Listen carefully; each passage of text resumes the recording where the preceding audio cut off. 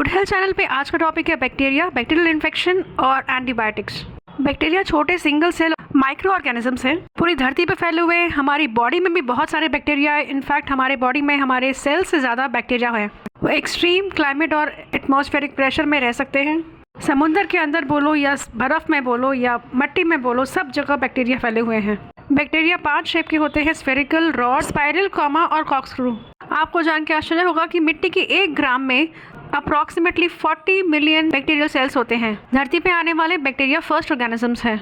बहुत सारे बैक्टीरिया अच्छे होते हैं ह्यूमंस के लिए, एनिमल्स के लिए, प्लांट्स के लिए।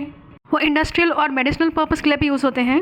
पर कुछ बैक्टीरिया बहुत खतरनाक होते हैं, हार्मफुल होते हैं, हमें खतरनाक और जानलेवा बीमारी देते हैं, जैसे कि ट्यूबरकुलोसिस हो गया, डायरिया हो गया, निमोनिया हो गया, टाइफाइड, कॉलेरा, डिसेंट्री, डिप्थेरिया जैसी खतरनाक बीमारियां। ऐसे खतरनाक बैक्टीरिया को देख के हमारा बॉडी, हमारा इम्यून सिस्टम जो है उनसे फाइट करता है और इसकी वजह से हमें होता है इन्फ्लेमेशन। जैसे निमोनिया में बुखार होना, सर्दी खांसी होना, ये सब इन्फ्लेमेशन के सिम्टम्स हैं। 19वीं सेंचुरी में ट्यूबरकुलोसिस, निमोनिया, डायरिया जैसी बैक्टीरियल इन्फेक्शन वाली बीमारियों से सबसे ज़्यादा मौतें हुई थी। बाद में एंटीबायोटिक्स के आने के बाद ये डेथ रेट कम हो गया। पर एक बात का प्रिकॉशन लेना है कि एंटीबायोटिक्स का ओवर यूज़ नहीं करना है। ज़्यादा एंटीबायोटिक लेने से बैक्टीरिया उसको रेसिस्टेंट हो जाते हैं, म्यूटेट करते हैं, जिससे उनका ट्रीटमेंट मुश्किल हो जाता है।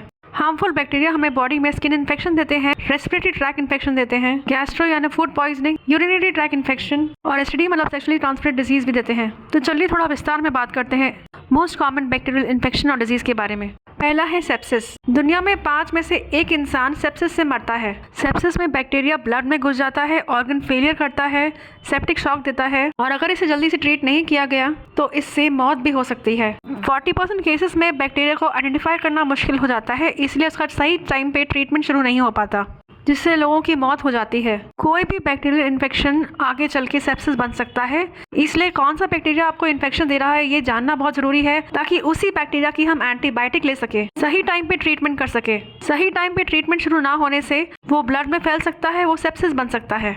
कल्चर टेस्ट की हेल्प से आप आइडेंटिफाई कर सकते हैं कि कौन सा बैक्टीरिया आपको इन्फेक्शन दे रहा है। तो ऐसी कल्चर टेस्ट करने में आप देर ना करें, ताकि सही एंटीबायोटिक से सही टाइम पे ट्रीटमेंट शुरू हो सके। अब बात करते हैं निमोनिया की, जो सबसे बड़ा कारण है पूरी दुनिया में 5 साल से छोटे बच्चों की मौत का। निमोनिया बैक्टीरियल इन्फेक्शन से या वायरल इन्फेक्शन से भी हो सकता है। इसमें लंग्स में इन्फेक्शन होता है, जिससे सांस लेने में तकलीफ होती है, फीवर होता है, चिल्स होते हैं यानी कपकपी होती है। निमोनिया जानलेवा हो सकता है। अगर वो बैक्टीरियल इन्फेक्शन की वजह से हुआ है तो एंटीबायोटिक लेके उसे ट्रीट किया जा सकता है। स्ट्रेप्टोकोकस निमोनिया बैक्टीरिया के अगेंस्ट वैक्सीन भी अवेलेबल है। जब बैक्टीरियल इन्फेक्शन यूरिनरी ट्रैक में चले जाए तो उसे यूरिनरी ट्रैक इन्फेक्शन कहा जाता है। यूरिनरी ट्रैक मतलब यूरेथ्रा एंड ब्लैडर। ये इन्फेक्शन किडनी तक पहुंच के किडनी इन्फेक्शन भी कर सकता है। इसके सिम्टम्स है यूरिन में खून आना, बर्निंग सेंसेशन होना, स्ट्रॉन्ग स्मेल यानी ज़्यादा बदबू आना। इसे ट्रीट किया जाता है एंटीबायोटिक देके। इसके लिए ज़रूरी है जानना कि कौन से बैक्टीरिया आपको यूरिनरी ट्रैक इन्फेक्शन दे रहे हैं। यूरिन टेस्ट जैसे कि कंप्लीट यूरिन एनालिसिस और कल्चर टेस्ट से आप मालूम कर सकते हैं कि कौन सा बैक्टीरिया आपको इन्फेक्शन दे रहा है और फिर उस पर्टिकुलर बैक्टीरिया को मारने के लिए आप एंटीबायोटिक ले सकते हैं। अगर आपने यूरिनरी ट्रैक इन्फेक्शन को ट्रीट करने में देर कर दी तो वो सेप्सिस बन जाता है। इससे बैक्टीरिया ब्लड में घुस के फैल जाता है, ऑर्गन फेलियर करता है और उससे मौत भी हो सकती है। ऐसा देखा गया कि 1/3 यूरिनरी ट्रैक इन्फेक्शन के केसेस सेप्सिस बन जाते हैं, क्योंकि उनका अर्ली ट्रीटमेंट, टाइमली ट्रीटमेंट शुरू नहीं हो पाता। इसलिए जरूरी है कि यूरिन टेस्ट, कल्चर टेस्ट में देर ना करें, ताकि बैक्टीरिया को जल्दी से पहचान सके, एंटीबायोटिक ले सके। अब बात करते हैं मेनिंजाइटिस की। ये बैक्टीरियल इन्फेक्शन से हो सकता है, फंगस और वायरल इन्फेक्शन से भी हो सकता है।